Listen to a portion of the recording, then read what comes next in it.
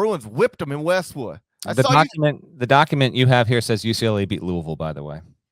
So they could have with the way they played last night. Yeah, exactly.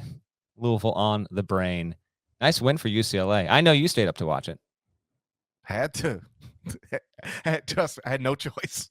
We were in studio to like 1:15, which ain't bad. I was thinking it might be more like 1:45, but we got out around 1:15.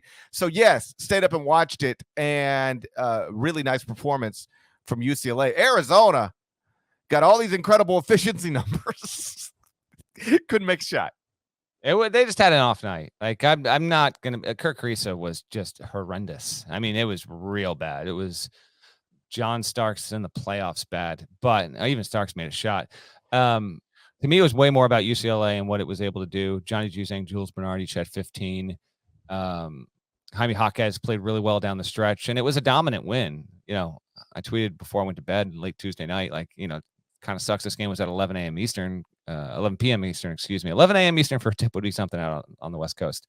But a lot of people didn't get to see the game. But UCLA just reaffirmed its preseason status. Like it looked like a top 5 team against a top 5 opponent on Tuesday night. Arizona didn't play like a top 5 opponent, but it's ranked 3rd in the country. UCLA, by the way, has defeated Arizona 5 consecutive times. They've got their number there. But yeah, big time performance for the Bruins. Again, coming off a couple of manageable road wins, but road wins nonetheless. You win anytime in league play, and coaches will tell you that it's worth its weight in gold. So they beat Colorado and Utah. They come back.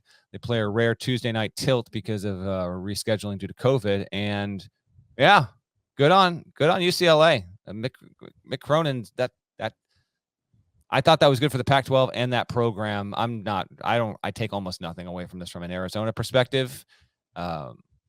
If they had won, our podcast would have been a much tighter crunch because I would have talked to Tommy Lloyd for the court report, but that's not happening. But they'll still be fine. Like, I think Arizona is still plenty dangerous. They didn't have Tabellis. Like, you know, they weren't even at full strength. So UCLA at home, fans back in the building. Good on them. What were your takeaways from the game?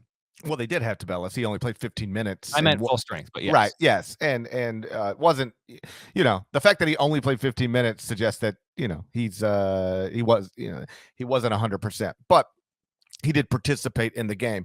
I'm with you on Arizona. I think it was a horrendous night. Like, they shot 30.7% from the field, 25% from 3, 54.5% from the free throw line. Like, they'll never do that again.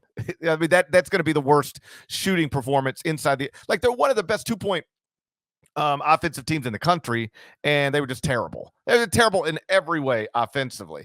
When you have a guard go 0 for 12, 0 for 9 from 3, that's a rough deal. So just a bad performance from Arizona. I don't think it's indicative of anything too concerning, although it is January 26th, and Arizona's best wins are over a disappointing Michigan team and a 5-loss Illinois. Like, does that concern anybody? Maybe not. Illinois just beat Michigan State shorthanded on Tuesday night. What are we talking about? Like, don't downplay the Illinois win. What are we talking about here? That's on the road. I mean, they're only wins. Those are, you know, that's still good. It's still great. Like, are you saying you're saying Arizona's not good? That's where you're going with this right now. Have actually said the opposite of that multiple times. No, I'm not saying Arizona is not good. I'm saying these big signature wins that so many other schools ranked in the top 5 have. They don't. I mean, I didn't say Illinois is bad. I'm saying I described them accurately. 5-loss Illinois. That's what they are. They're 5-loss Illinois. And Michigan has been disappointing, although you know, the Wolverines still have the talent in that program to turn it around. But at the time, Arizona beat Michigan, it wasn't like Michigan was operating at a high level. I'm just saying, like, they don't. Most schools have that ranked where Arizona has been ranked have big wins, more of them than Arizona has, and better ones than Arizona has. And it's just something to notice. Yeah, I agree. I'm just playing devil's advocate with you. We could look up in week and a half, Arizona could solve this issue. It's home games, next 3 games at home. Arizona State, UCLA on the return. They play, obviously, the LA schools in the same weekend with travel partners in the Pac-12. So then Saturday they will play USC.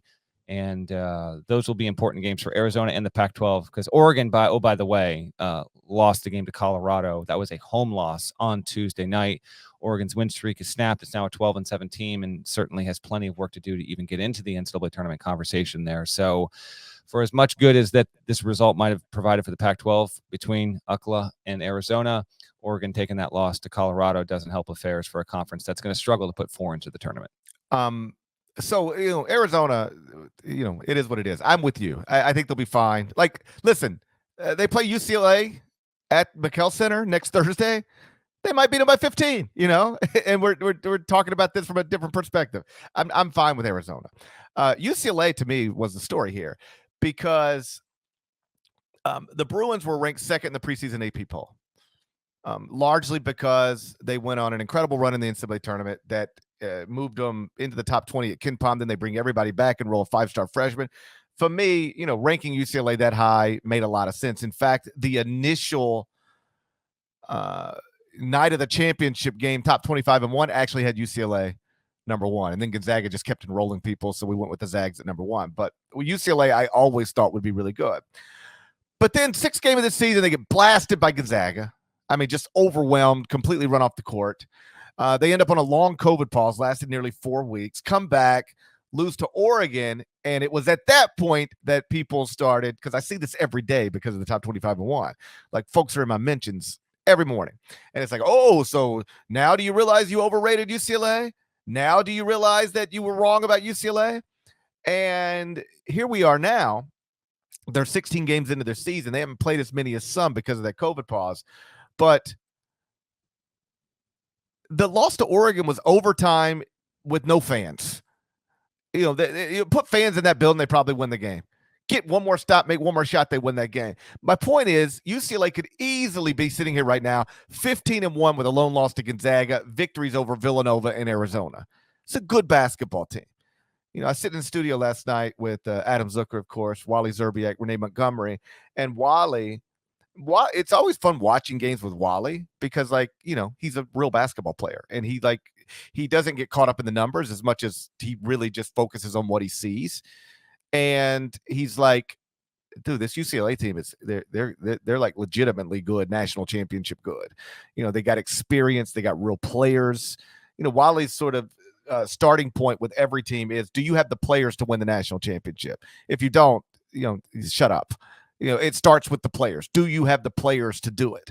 And he'll watch some teams sometimes that are ranked, second in the country, and he'll be like, hey, okay, I don't care what the resume says. I'm just telling you, they're not good enough. That team doesn't have the players to go win the whole thing. And with UCLA, he was like, they got the player. They got the coach, but they've got the players. And I think some of the UCLA skeptics after that performance last night probably have to take a step back a little bit and recognize that, sure, Gonzaga is the favorite to win the national title. Auburn is ranked number 1. But if you're putting together a list of teams that can go win 6 games, UCLA's probably needs to be on that list somewhere. It definitely needs to be on that list. If you watch the game, Arizona's shooting woes aside, some of which is just randomness and bad luck for the Wildcats. Just saw a national title contender. It's as pure and simple as that. I think UCLA has plenty of room for improvement still. And again, some of this was shooting luck, but Arizona came into the game. It scored 59 points. And it went into that game as one of the best scoring offenses in the country. It averaged 88.7, second in the country going into the game. Was first in assists per game, 21.3.